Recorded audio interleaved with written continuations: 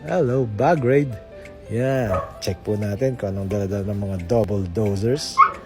Okay, tignan natin kung anong pinaglalagay ni Mommy.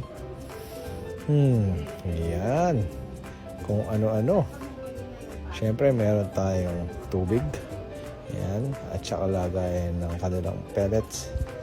Meron din tayong lagayan plastic para sa kanilang mga tae. Yan. At ano pa kaya to? Ayun. Meron pang bala. Yan, pag naubos yung plastic na yan, meron pang spare.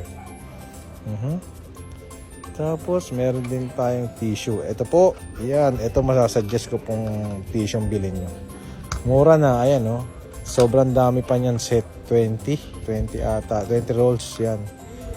Ayan, ito rin yung wipes. Ayan. So, may extra pa kaming dala. Just in case.